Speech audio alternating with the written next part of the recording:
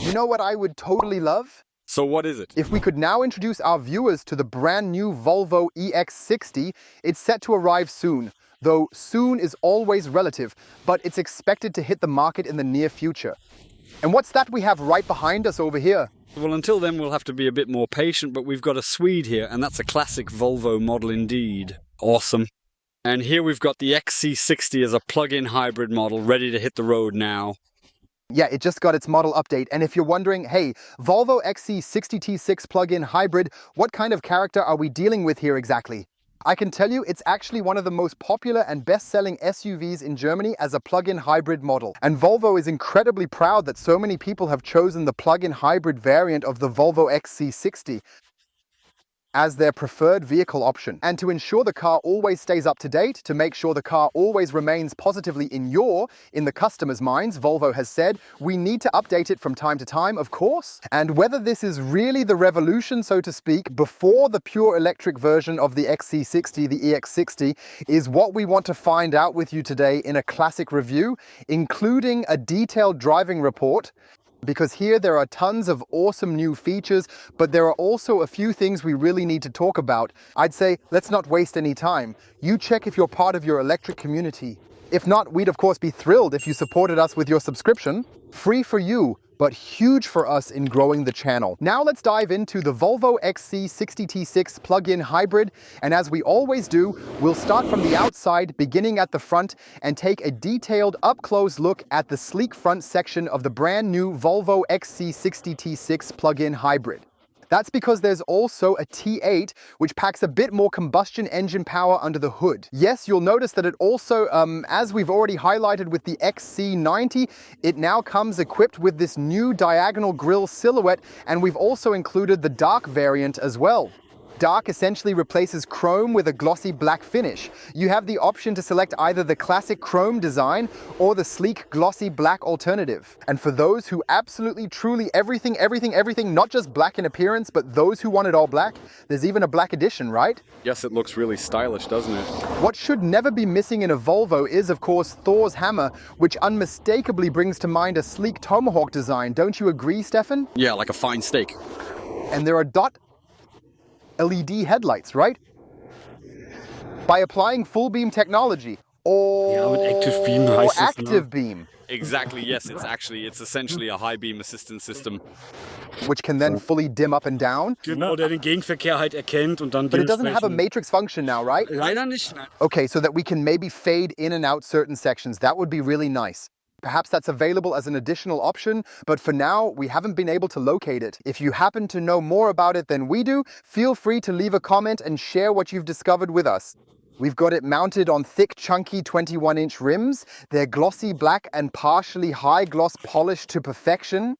They suit the car, I think, very, very elegantly, very, very refined. And that's also kind of the aspiration of Volvo drivers, so understated, so calm, but still on the inside and with the technology offering premium quality. And what it has to offer, we'll naturally take a closer look together at the detailed technical specifications right now in a moment. You can see it at the charging flap on the front fender on the driver's side. That's where the charging port is, and we'll go into more detail on that later. And of course, since we have the dark variant around the windows and the roof rack, everything is, so to speak, also in this style.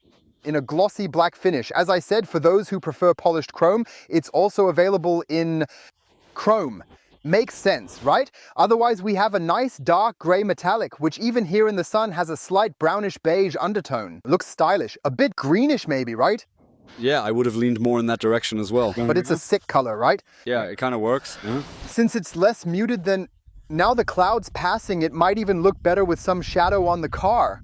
That's a very, very nice metallic gray is something you can't do without, even at Volvo, and it's paired with such a bold, striking front grille. I always say, at least in the car, get what you want most. But the windows with the body joint, that's where the real magic happens.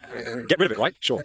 And what you could have maybe removed is this nice little bump here. It's called the rear window wiper, which cleans the rear window for you because many manufacturers now integrate it into the roof edge spoiler. And then the sleek, uninterrupted line would have remained perfectly intact without this counter-like feature, so to speak. Yeah, sort of. The taillights have received a new LED design, everything kept a bit understated so that, let's say, the XC60 driver might not feel too overwhelmed by the facelift. Is impressed with, and what it has also received is a beautiful rear section that looks a bit sportier, a bit more performance oriented, which also incorporates these dark elements very nicely here. As I said, if you like chrome, you will still get your beloved chrome, and if you want a black edition, you can of course get a completely black beastly XC60 variant at Volvo. Let's move on to the technical specifications.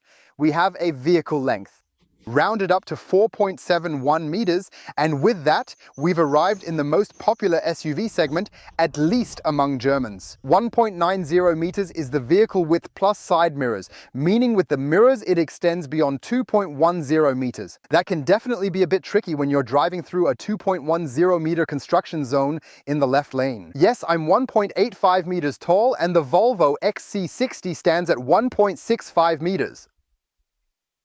In height, it's a nice, impressive SUV with a wheelbase measuring 2.86 meters in total. A plug-in hybrid means it's equipped with a combustion engine on the front axle, which we'll examine more closely under the hood shortly. And additionally, Stefan here on the rear axle has an electric motor integrated into the system, with 107 kilowatts, 145 horsepower, 9 newton meters of torque, which also drives the rear axle. That means if we consider that the front Otto engine drives the front axle, then essentially through the electric motor on the rear axle, we also get AWD, the all-wheel drive. Installed in the center console and naturally in the underbody as well is a battery pack. 18.8 kilowatt hours of gross capacity, out of which you can utilize 14.7 kilowatt hours net. This is designed to deliver a combined real-world range, meaning city countryside highway, of 76 kilometers. We'll test that out in a second video to see if that's really accurate, or how far the Volvo XC60 2025 can actually go, or even if it can manage up to 93 kilometers of WLTP range in urban driving conditions. Meaning that in a way, as an average German commuter, you could effortlessly drive up to 2 kilometers purely on electric power without encountering any issues at all. Yes, I would have wished for more because many other manufacturers are fitting increasingly larger batteries with 25, with 28, or even up to 39 kilowatt hours in the case of some Chinese manufacturers. So in that regard, Volvo has still chosen to focus a bit on keeping the battery pack compact in size. And what I'm also not too keen on, Stefan, take a look here, is that we've still got a single-phase AC charger integrated into the system. That means if you have a wall box installed at home that's connected single phase at 32 amps, then you could charge at 6.6 kilowatts, but what most people have is 16 amps. Then it only charges at 3.3 kilowatts. That means it takes roughly 6 hours to go from empty to fully charged. And what most new cars from other manufacturers usually have is a CCS connector for fast charging, where you can charge at 50 or 65 kilowatts at peak, and then also go from completely empty to fully charged in half an hour, which might be interesting for one or the other who doesn't have a wall box, does their shopping at a discount store or supermarket, has a CCS connection, spends half an hour shopping anyway, and could pump their car full of energy again purely electrically. Yeah, I find it a bit sad. Yeah, that's really a bit of a waste. Volvo doesn't hold back there, and in terms of charging, they also, in my opinion, really push ahead with the battery size, significantly behind the competition. Let's take a look under the front hood as we always do, but this time, instead of checking out the front, we'll focus our attention on examining the Otto engine in detail, which delivers 186 kilowatts, 253 horsepower, and 350 newton meters of torque to the front axle, ensuring that the entire system achieves an impressive combined power output of 257 kilowatts and 350 horsepower, while generating a remarkable total system torque of 659 newton meters across the drivetrain. That's quite a bit of power, huh? It's really moving, yeah. It's supposed to go from 0 to 100 in 5.9 seconds. That's something we'll test out together, right? Let's see. And following the standard for all Volvo models, it's electronically restricted to a maximum speed of 180 kilometers per hour. Yeah, there's really no room for a Frank here. There's also some climate tech included. There's also a bit of charging tech here, and what's also included are 2 hood lifts, but without hood insulation, where you can see from the side here, because I'm 1.85 meters tall. Massiv, ne? I can't even reach the top there. Yeah, das Ding. So this thing is practically going straight up. I don't even know if you can open it in the garage. Otherwise, we're always worried about the back of the trunk, but here you have to build on the hood. Well, it can happen that you might want to refill or check something here. Ja. I can't seem to find anything here at all. No filler neck for washer fluid or anything similar. It's up there at the top. Oh, it's up there. Den siehst du nur nicht, weil Okay, hier ist eine exactly. Kante. And the coolant is positioned back there behind it. So you have to open the hood to reach it. And having some sort of locking mechanism there would have definitely been helpful, of course. Ja, sehr gut, ja. Let's hear how Swedish steel or aluminum actually sounds. 3, 2, 1, let's get started. Got it. Oh, I made a mistake. 0 to 100 is 5.7 seconds, but we'll measure it again later using GPS to confirm if it truly delivers that performance on the road. And it starts at around 67,000 euros. If you're aiming for more power than the standard 350 horsepower, go for the T8 plug-in hybrid, offering an impressive 455 horsepower, 709 Newton meters of torque, and a rapid acceleration from 0 to 100 kilometers per hour, then in 4.9 seconds. Starting from just over 70,000 euros. So for the performance enthusiasts, this could be another option to go even more powerful. Top speeds are indeed 180 kilometers per hour. It doesn't have a frunk, but it has a large trunk. Let's assume that a decent amount can fit in there. I'd say we'd better check just to be safe. It should probably open up electrically, shouldn't it?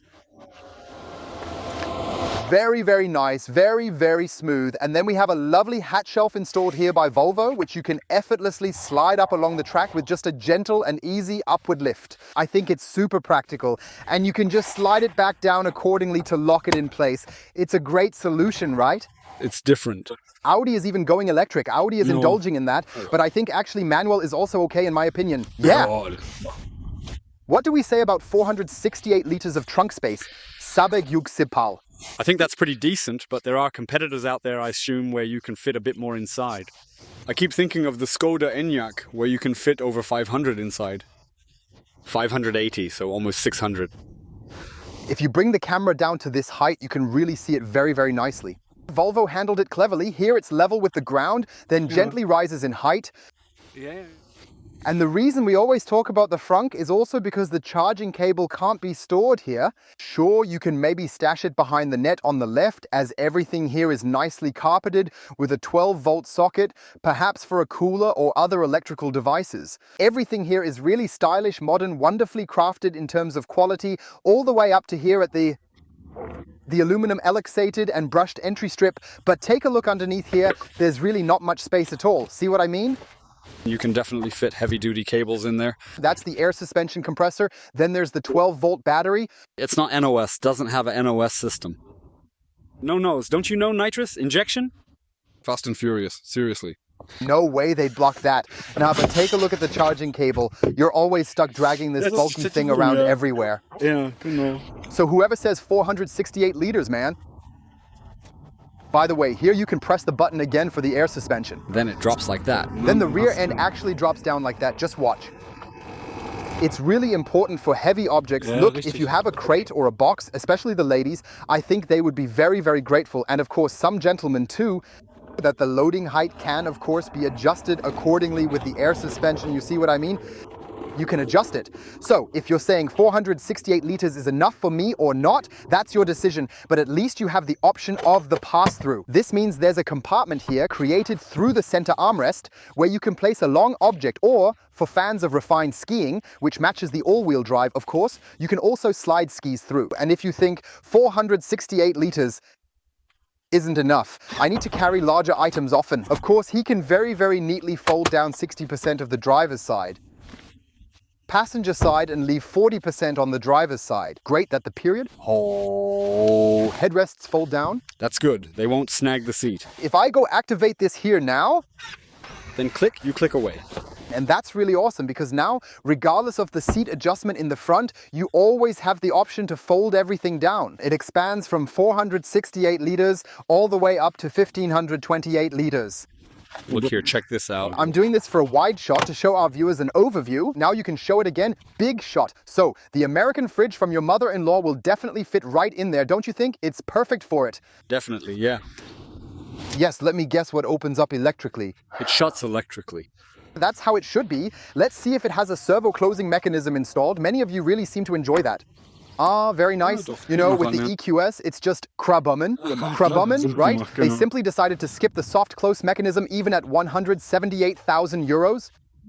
Mercedes is a joke that thinks evil thoughts. Yes, let's move on to the roof rails. It's absolutely brilliant because you have the capability with the Volvo XC60, now with the new one of 100 kilograms roof load. Cool. That's awesome, right? That's good, yes. And for all the people who say, man, interior space, so trunk plus roof load just isn't enough for me. For those, there's also the trailer hitch. Is of course also installed here on our test subject. And it offers not just 100 kilograms of support load, for example, for a bicycle rear carrier with or without pedal assist, or even for a loading box. We've seen that quite a few times now. Yeah. That people expand their trunk with such a box on a trailer hitch, but also up to 2.2 tons of brake trailer load at a 12% incline. That's already good. So, for all the friends out there who maybe want to move into a slightly heavy trailer now, or perhaps even tow 2 horses sometimes, we've got a good chance that it'll work out. Plus, of course, all the other trailers, the sports boat, or naturally garden waste as well. And I think that's actually quite well solved here overall, except for the fact that you do end up getting a bit squished in this spot. Someone's used it, there's a bit of grease on it. Doesn't really go with my white pants. But this way, you have all the options. 100 kilogram roof load, 468 liters, 1,528 liters, up to 2.2 tons braked towing capacity. So I think the Volvo can really pull some weight. We're done outside, let's head inside. And before we do, let's see what the windows do. They open nice and softly. Double glazed, 2 panes bonded with a film. I think it's absolutely brilliant, specifically designed to ensure that as little noise as possible makes its way from the outside to the inside. Yeah, the door paneling is all nicely padded at the top with foam, featuring a nice wide armrest so that friends can comfortably rest their elbows during their refined elbow sports activities. The same thing here again at the bottom. It's like a neoprene material, as Volvo tries to use many recycled materials in the car. It feels almost like some sort of faux leather, very, very high quality. Here's a nice potato counter, mirror adjustment, 4 window regulators. Lock for the rear. Here again, nice soft plastic. I'm quite fond of that. Down here, it's also nice and soft to the touch, while inside we've got some harder plastic material included. But here there's a felt strip, but it's only placed in this inner section here. Okay, I don't get it. We had it at the bottom, but not on the handle lift. Exactly. So here it's hard, there soft, and there hard again. Then here felt, and down here it's not rubber, but instead a hard plastic material. Hard, soft, firm. The rustling explains it, yeah. For sure, indeed. I would have really preferred a full felt lining or maybe even a rubber coating, whatever you guys think works best, honestly. Now let's do the door check again just for the soft close. It doesn't have it, but maybe a solid sound, right? Yes. Welcome here inside the cabin. It's 32 degrees Celsius today, which means it's thawing weather for the big guys, right? Uh-huh. I don't even notice it myself anymore. Well, whatever. Let's stick with the Volvo. And with Volvo, you consistently receive, I believe, the ultimate in premium interiors. And here, Volvo treats you to a nice synthetic material. It feels like faux leather with a hint of stitching. Here, once more, where the airbag is likely tucked away, or it might also be concealed up there as well. Again, a nice faux leather, very elegant. Here, a beautiful real wood with chrome trim, adding a touch of sophistication. Then here, look, the switches. Do you hear that? Clicky, clicky. Yeah, it's just made with high quality. And in the end, maybe you also know where the 67 kilograms come from. But let's stay chronological. We have a very good head-up display here, which delivers the essential information without being overloaded with all sorts of unnecessary stuff. So direction indicators for the navigation, speed limit, and naturally, if you're using the driving assist, it also displays the driving function status with real-time updates clearly. Yes, what we've also installed here is a very, very nice large digital display, which you can overlay with Google Maps so you always have the navigation clearly visible and easily accessible for you. So you just need a quick glance from top to bottom when you want to check the map without having to divert your gaze. Maybe then here on the map of the infotainment display, I think it's brilliantly executed as well. Manually, it also adjusts in height and in the distance setting for the steering wheel, offering great flexibility. That is actually, in terms of vehicle size and class, perhaps even standard nowadays. Additionally, on the left side, we have the turn signal lever along with the headlight controls, and on the right, the wiper lever, which also includes the control for the rear wiper. Then we have a nice 3-spoke steering wheel, which is also padded with a fine faux leather. Here as well, with a high-quality plastic and the new Volvo logo. On the left, everything related to adaptive cruise control, speed adjustment, so driving assist. And on the right, everything related to information. Yes, the infotainment is new. It's essentially 11.2 inches. As if you had stuck it on top of the old one. Yeah, it looks like it's embedded from the back. No, not embedded, it's mounted on. Yes, tilted towards the driver. That's actually pretty neat, you know? That's always been a bit of a thing. Everything here really revolves around the driver, you see. But maybe, yeah, it somehow seems... Well, everything's stylish, everything's functional, and there's some awesome technology behind it. But visually, it kind of looks like it's just stuck on. Yes, then we have here Android Automotive as the system behind it. That's obviously great because you get everything like on a tablet with those neat tiles, and through the Google Play Store, you've always got the flexibility to add new apps, new features to the infotainment system later on, whenever you feel like upgrading it further. This means that with this system, you're undoubtedly well prepared and fully equipped for the near future as well, with Google Maps one of the best navigation systems, especially in metropolitan areas with real-time traffic. Also included, which I believe offers you excellent trip planning for long distances as well. Yes, otherwise here in the settings menu under driving, we naturally have the capability to configure and manage the driving modes for the plug-in hybrid vehicle. Hybrid mode allows the car to decide which drive power to use. The combustion engine runs the front, the electric motor the rear, or both. Power for maximum acceleration, pure, the way we drive fully electric.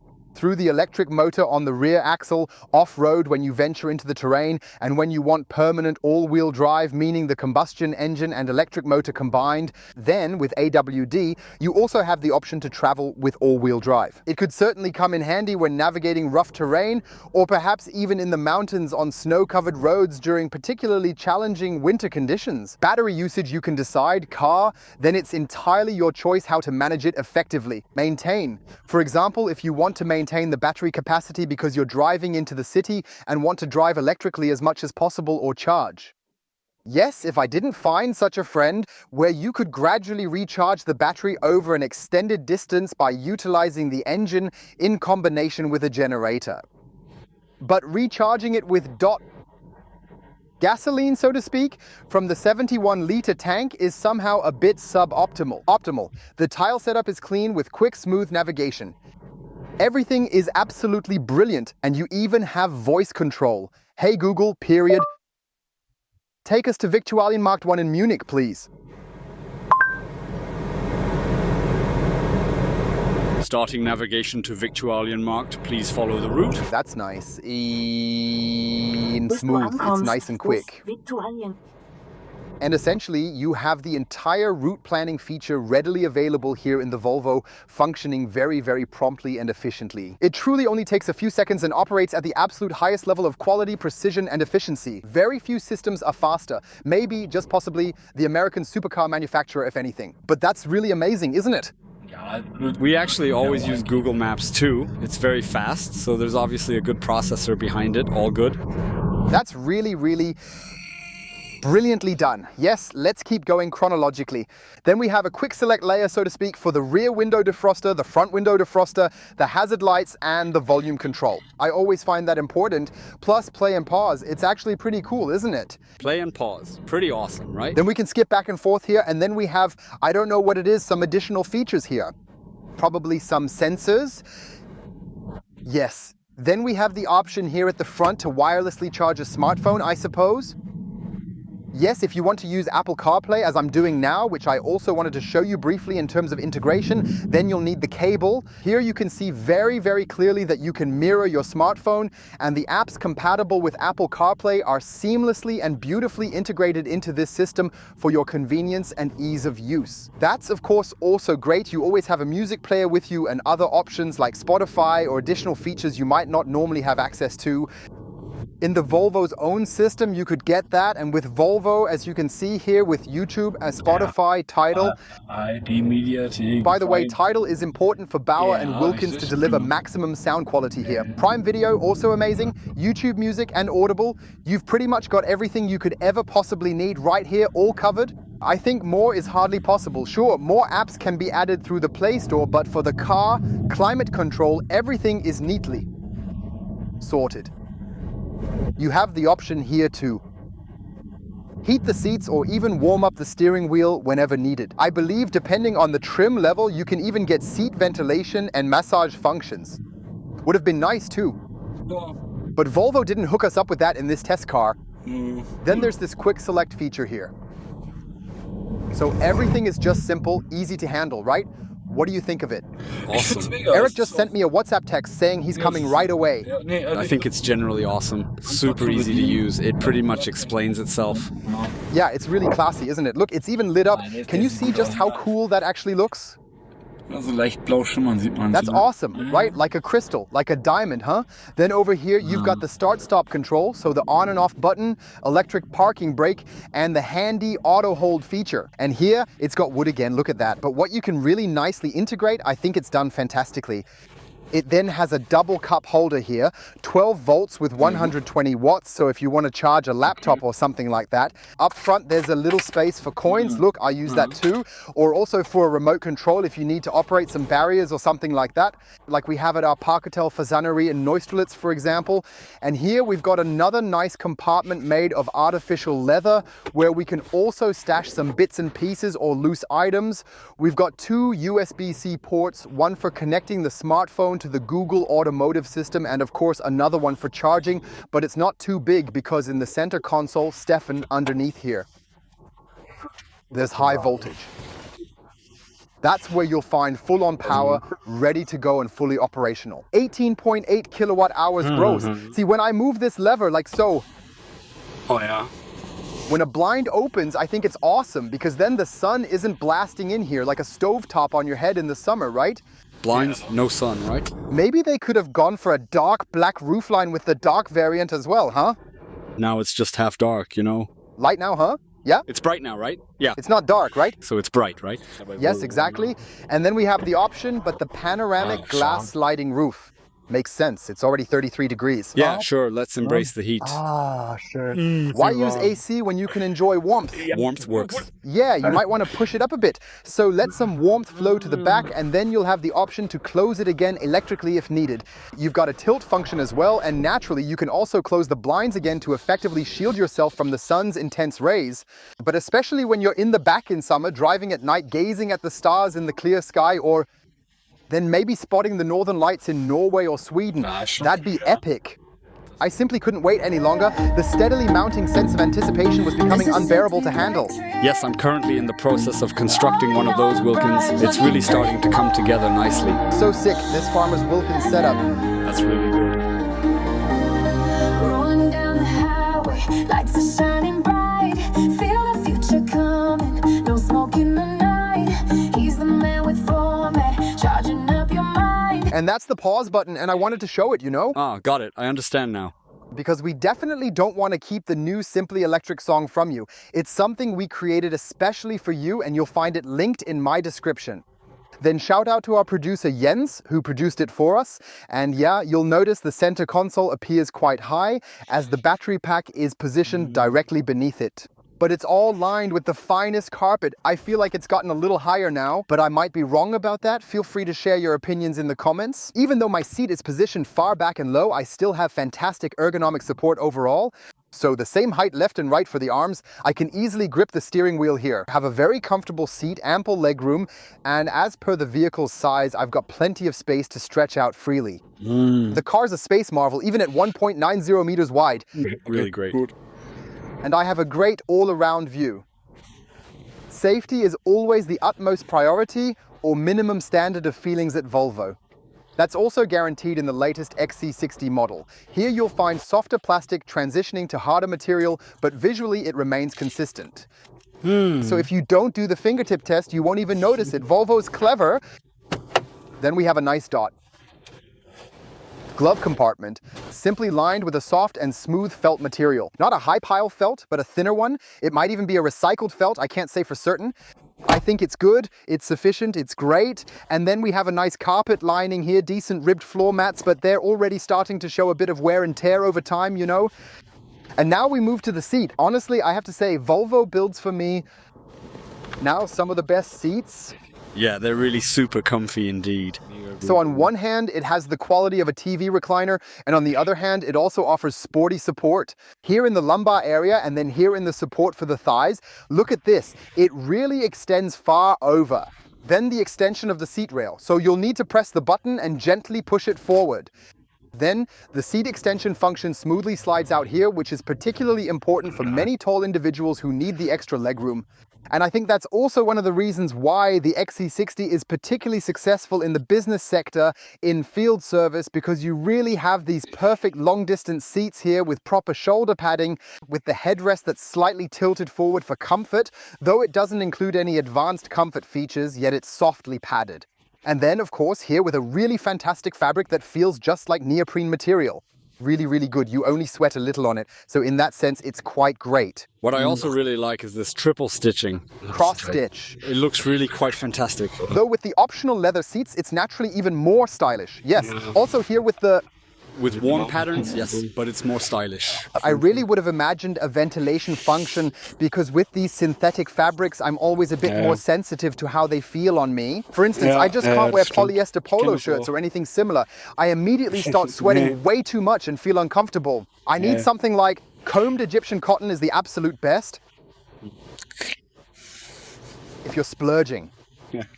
Or just regular cotton if you're not really splurging today, though. Cotton is just nice, especially if it's an old tablecloth. For our dear friend who always watches our videos and hasn't had a rattling sound for 34 years, we of course do the rattle check from Strenitzer Street. We have to admit, it's a type of fabric here, not a hard plastic, but it's simply not positioned beneath the foam layer.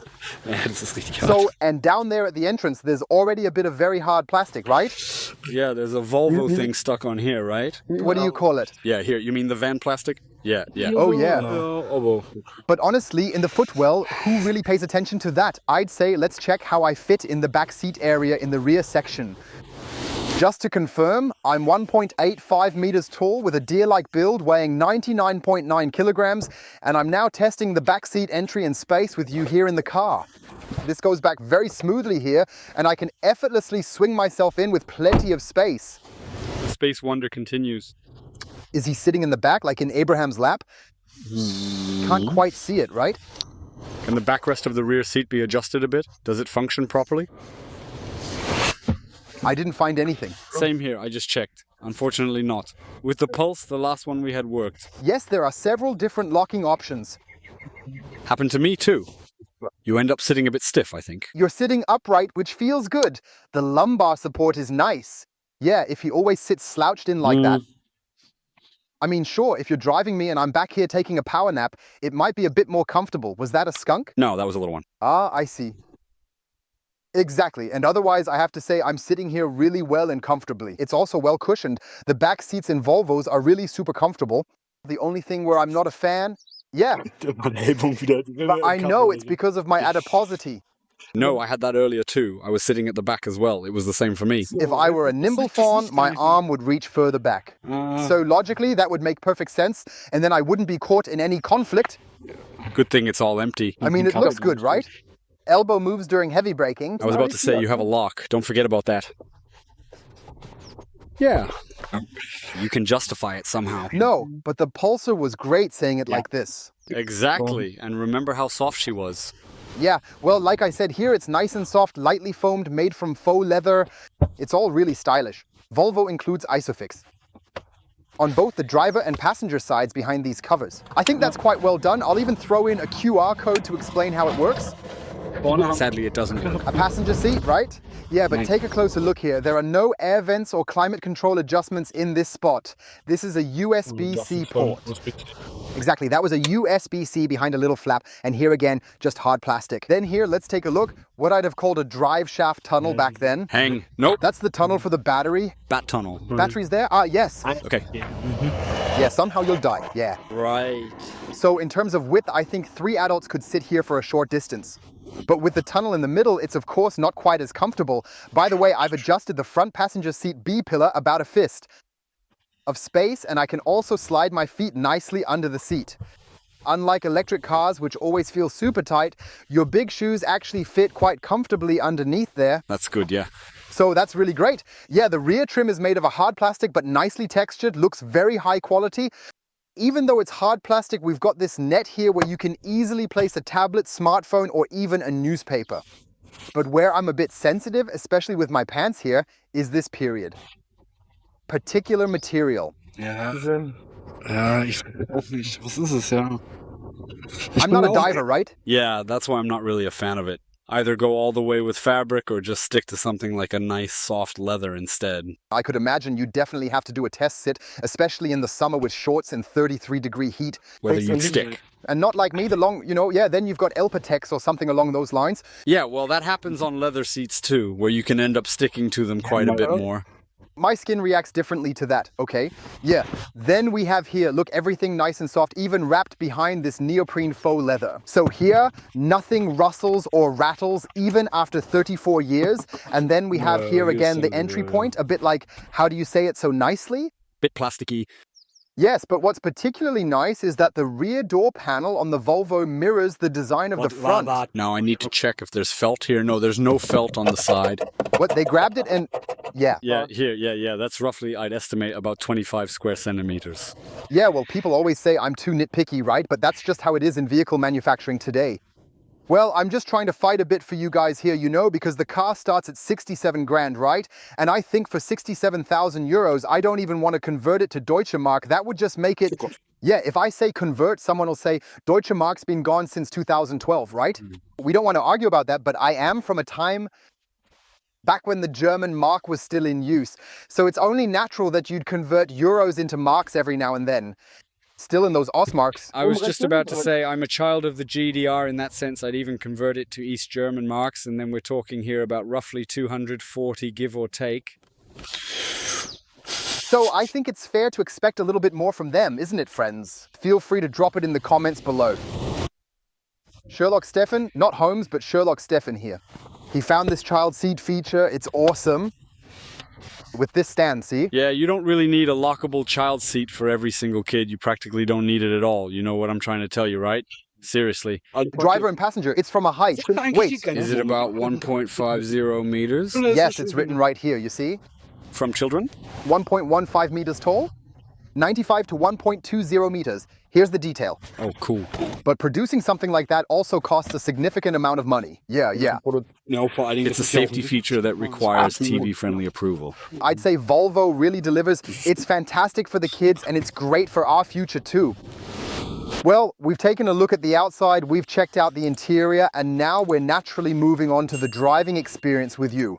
We're going to measure the interior noise, test the acceleration, assess the cruising comfort, and so on with you. I'd say, let's not waste any more time. Come on, let's hop in and take the Volvo XC60 T6 plug-in hybrid out for a proper test drive right now. First up, we're going to put the turning circle to the test. With a vehicle length of 4.71 meters, it comes out to 11.80 meters. Stefan double-checked it with the laser measuring device because the factory specs can be a bit misleading, right, Stefan? Yeah, true.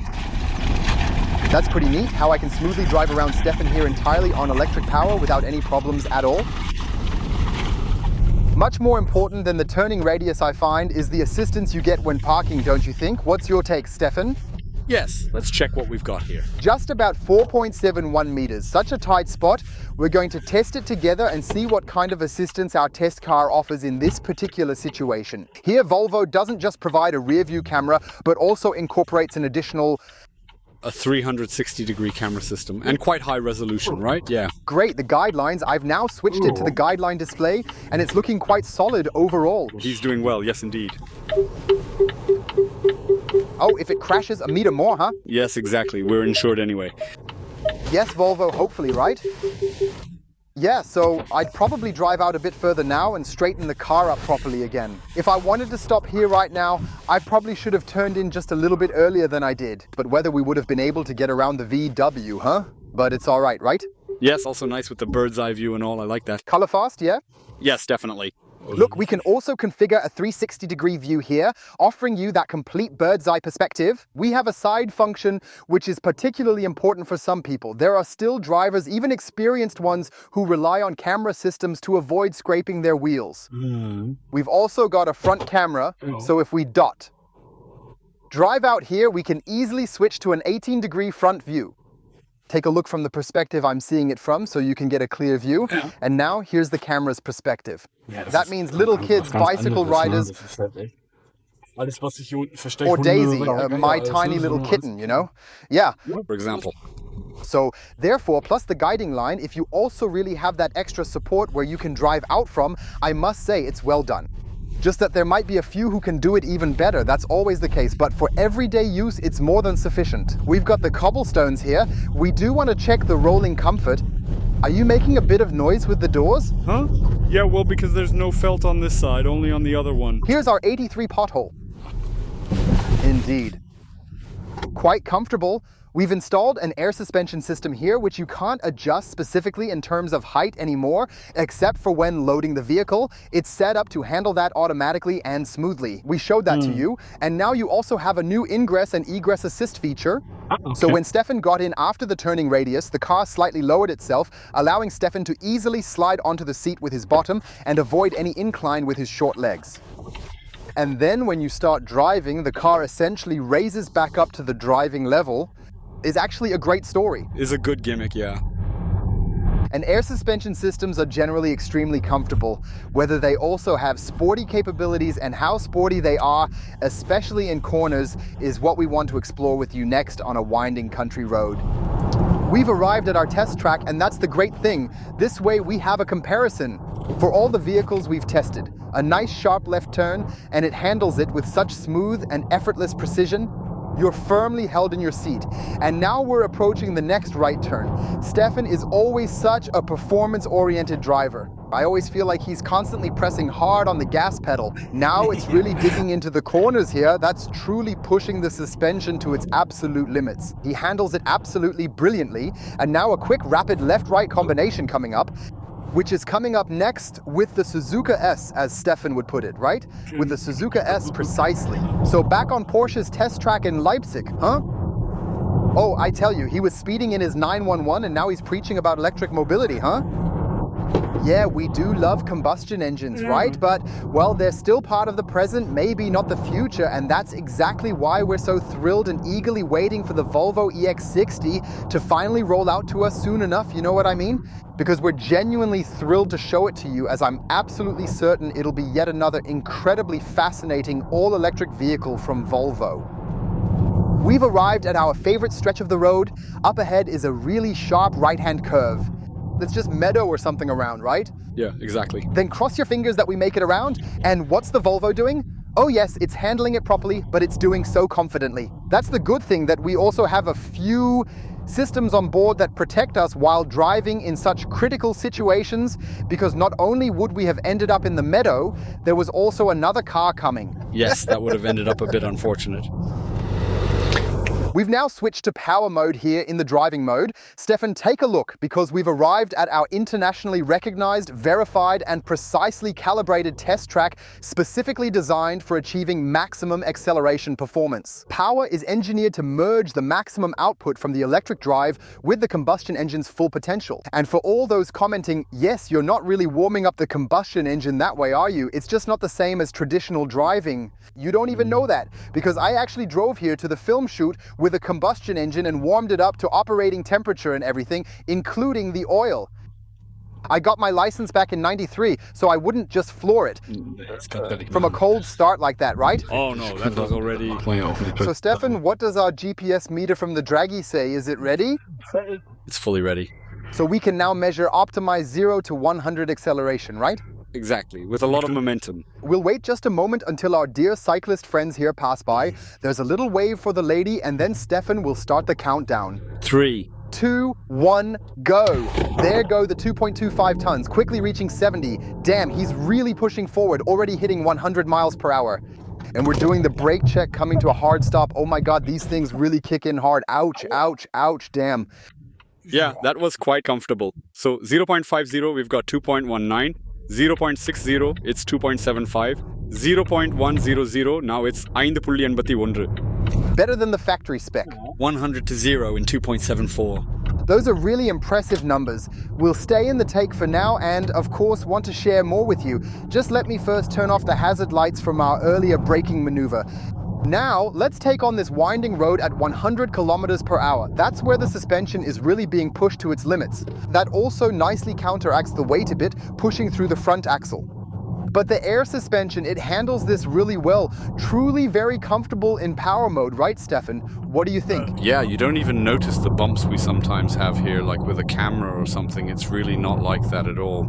Yeah, it's firm on one side, but at the same time, I find it genuinely and truly comfortable. That's a great thing because comfort always translates to travel quality, and that's something you definitely don't want to miss in a Volvo, especially on long journeys. We'll do another launch in AWD mode shortly just to check out how it behaves in AWD mode.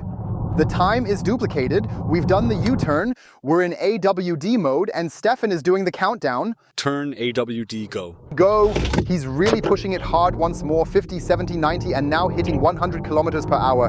And as always, we're conducting the braking test once again right now, just like before, no changes. That could get pretty dangerous, there's a bike up ahead, but once again, he's really slamming on the brakes hard, right?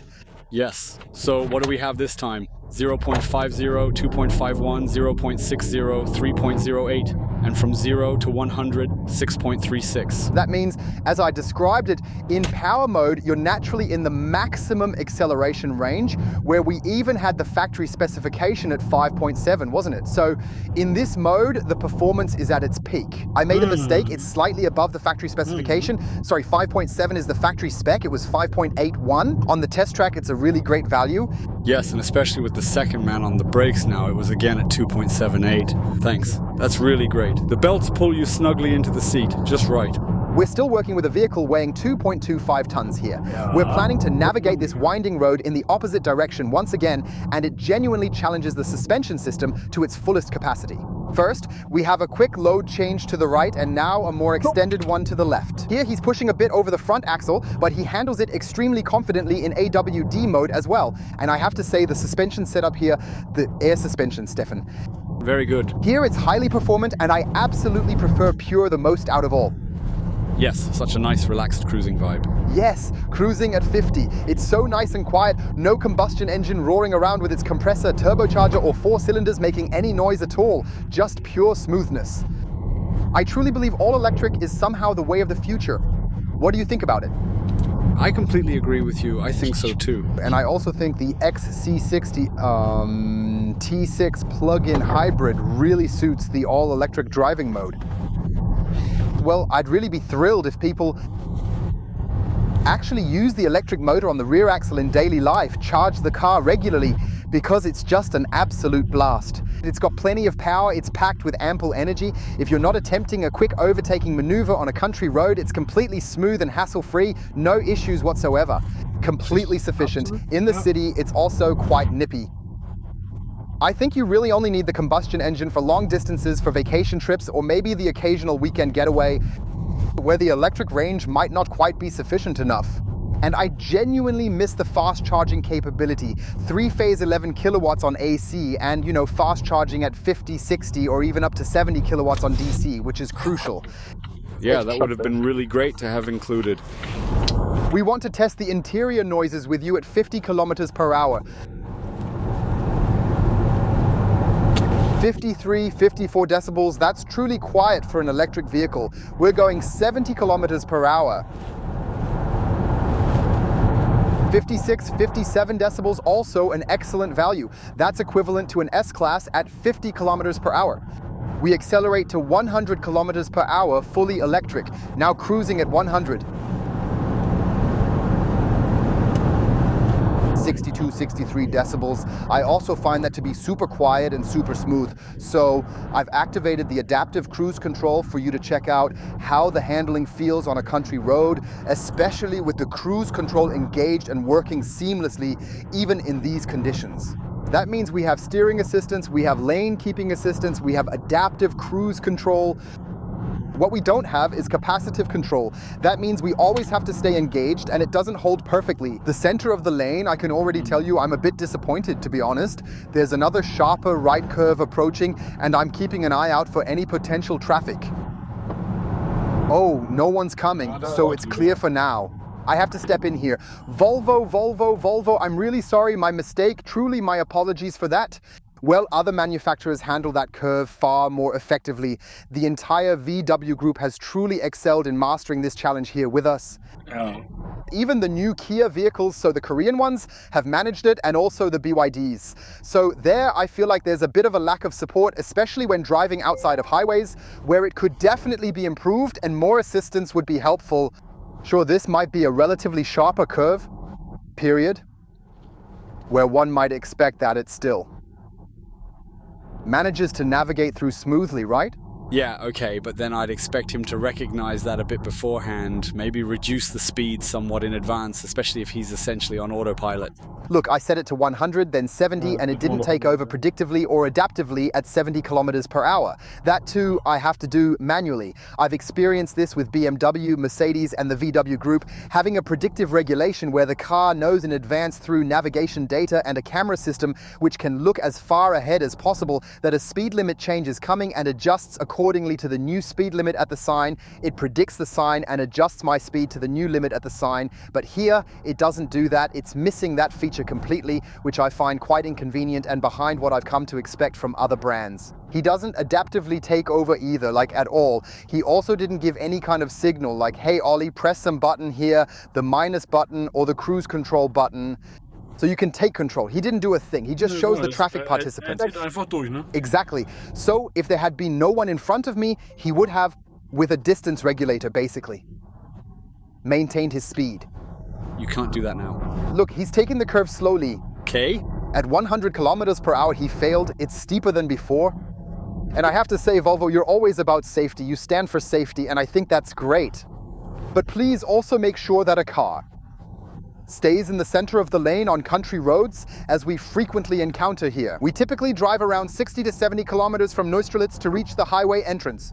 So for many, partial autonomous assistance is worth its weight in gold, and not just on the highway, but also generally, perhaps on a country road. It's also a safety feature because many of you are distracted. There might be thoughts in your head. Your wife said, hey, you need to go shopping. Then you start wondering, how can I possibly fit the shopping into my whole schedule? And in that moment, the curve comes, you're a bit careless, and then it happens. Well, it's often too late.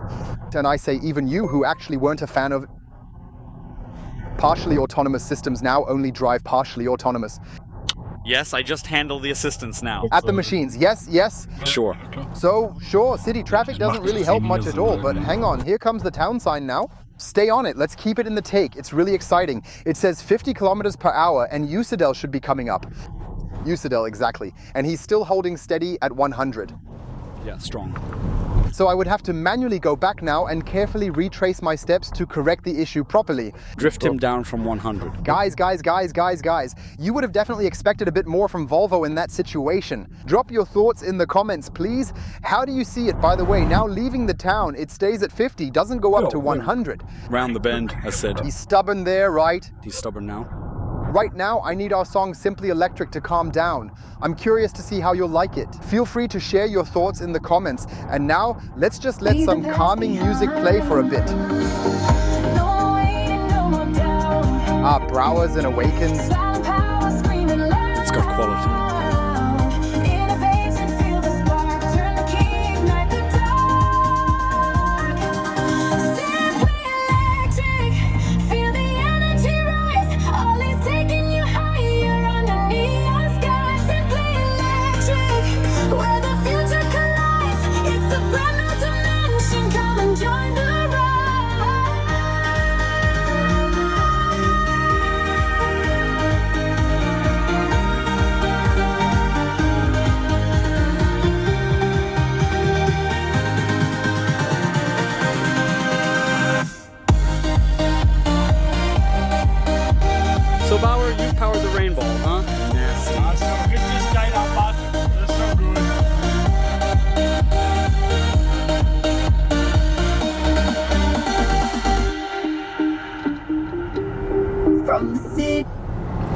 Let's dive into the travel comfort offered by the Volvo XC60 T6 plug-in hybrid.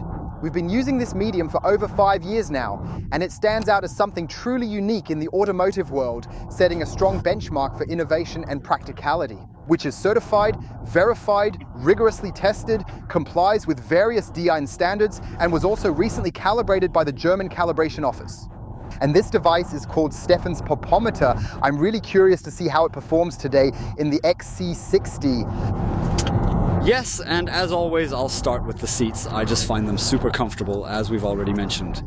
It's just that, yeah, the upholstery somehow isn't really my kind of thing, you know? Any glue residue too? Yeah, it's definitely a bit strange, but I also think it's good because I can easily adjust the seat length right here now. I can adjust everything electrically, even the height. Just found the height setting, by the way. It works though, so I can move it up and down, as well as forward and backward and recline and so on. I have good side support, I have decent thigh support. Everything is very comfortable. In terms of the suspension, I have to be honest, it's a suspension that really smooths out a lot of things. Even now here, we're driving over some cobblestones again, but the camera is steady as can be. We're already used to something different. I think it's really fun. I believe you can really enjoy some nice countryside here. I definitely think so too, and especially it creates a good balance. The comfort for the journey, or even on rough terrain like here, plus then the necessary tautness, ensuring it handles both with ease and precision. When we, as we've shown you, then also navigate through those fast cornering sections with ease. I generally think the car, even with the 350 horsepower, which is already a lot, don't get me wrong, has high driving dynamics. Here as well, in pure mode, fully electric, it has only 107 kilowatts, 145 horsepower, and 309 Newton meters of torque. But somehow it all feels brisk, smooth, and seamlessly integrated. Exactly, that's right, it's really enjoyable. And that despite the 2.25-ton curb weight, this plug-in hybrid SUV inherently comes equipped with right from the very beginning. That means overall. Zarinia, we really have to grant the car a high level of driving dynamics. I can very well understand why this is the most popular or one of the most favored plug-in hybrids, especially within the commercial customer sector right now. One of the most popular Volvos is because it really combines everything. The right size, it's not too big, not too small, it has room for 4 people. And it also offers sufficient space in the trunk, so that it is actually, I don't want to jump to the conclusion just yet, but I firmly believe it should definitely be ranked very, very high in terms of travel comfort. And the interior noise was just incredibly quiet, so it's like an all-inclusive, worry-free package that really ticks all the boxes. Today we took the combustion engine for a spin and in a way made sure that the battery level essentially stayed consistent and didn't drop at all during the entire drive we took today. Pretty smooth. That means we drove a total distance of 702.5 kilometers and had an average consumption of 9.2 liters per 100 kilometers driven, or here again in the second trip meter, 705.4 kilometers. At 74 kilometers per hour and 8.6 liters per 100 kilometers driven. That's not hybrid, that's purely keeping it on battery because we said, let's find out. If we drive now without the battery, since we can't recharge it on the go during long distances, what do we consume there? Driving at around 120, 130 kilometers per hour on cruise control. Sure, we have construction zones, we have trucks, we have other vehicles overtaking, and so we're basically at the average speed. I think it's still okay because it's noticeably more fuel efficient when compared to the other vehicles that were tested. Ja. Remember the Cilio DMI, to be honest, you have to remember that. Remember the MG. HS plug-in hybrid. Please remember the Way 05 plug-in hybrid. They all consume somewhere around plus or minus almost 10 liters. So here we have a turbocharged Otto engine with a supercharger, a very, very powerful and efficient, frugal little thing, but we're used to that from Volvo. That's what we're used to, yeah. We don't get to see the power consumption, which I think is definitely a downside. You'd need to figure out, if we're driving in pure mode, what's my actual electric consumption? Can I achieve the 19.5 kilowatt hours from the manufacturer's claim for the combined WLTP value, or can I not? Yeah, there's just a little something missing there, so you kind of just have to trust the manufacturer's claim, right? We're going to make a second video to check the electric range once more, yeah? And then you'll probably have to recalculate with Manuel. Yeah, I couldn't do it either. Let's check it somehow. Okay. Always works out. We mess everything up. And with that, let's transition over to the conclusion. I've already touched on part of it. I must say Volvo's XC60 T6 plug-in hybrid has truly modernized its infotainment system. It's modern, it's forward-thinking. The only thing I would have wished for is that Apple CarPlay had been wireless. But not all wishes get fulfilled, right? No, they don't. Just like the wishes for the battery, I would have preferred a larger battery pack that could get the XC60 over 100 kilometers in everyday use. Achieve.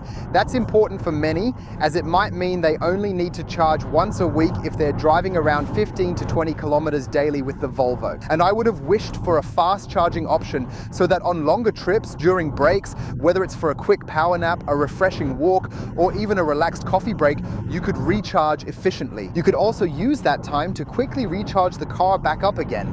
That would have been really nice if it had been at least 11 kilowatts, but here with 6.4, well, I'm just not entirely convinced about it. Yeah, like a CCS connector. Yeah, pretty cool. Yeah, others offer that too. And honestly, at 67,000 euros, it probably should be considered good manners, especially when you compare it to what the competition is offering, don't you think? Yes, right. And in the end, I believe it's not the gross list price that really counts, but rather those attractive, awesome leasing deals available. And that's precisely the key reason why Volvo has achieved such remarkable success with its XC60 plug-in hybrid model, because they just offer really awesome leasing and financing conditions for private customers and especially for business customers, where you basically shouldn't be able to pass up the car except for the price-performance ratio of the overall vehicle. I definitely recommend checking out the Volvo comparison portals online and heading over to your local Volvo dealer to explore the options in more detail firsthand. Test drive the new XC60. T6 plug-in hybrid, or also the T8 plug-in hybrid, which offers an additional 100 horsepower. Secure a customized leasing or financing offer perfectly tailored to meet your unique needs and personal preferences. And you'll soon realize that it should stand out as one of the most price-performance appealing SUVs in the 4.70 meter size category. I'm really eager to hear your thoughts. Feel free to share your opinion on the XC60 in the comments below now. And with that, we've come to the conclusion of today's video featuring the Volvo XC60 T6 plug-in hybrid. I plugged it back in so it can fully recharge with maximum electric energy again, which now allows me to drive all of my everyday routes entirely on electric power. I hope you enjoyed the video naturally. Don't forget to give it a thumbs up if you did. Please check if you're part of the Simple Electric community. We would be extremely grateful if you support us with your subscription. It's completely free for you. And if you ring the bell, you'll also receive notifications when we aim to find out the maximum electric range with him. For today, I say bye and goodbye. Thank you so much for watching. Stay healthy. See you soon. Your Ollie and Stefan. So the rear wiper there, and then the spoiler, and then there's this thing here. Remove that there. Ja, or, auf jeden Fall. Dann wäre gleich noch mal and just in this dark area, so there would still be something, then there would still be, and that's where we'll focus next. Darker, exactly.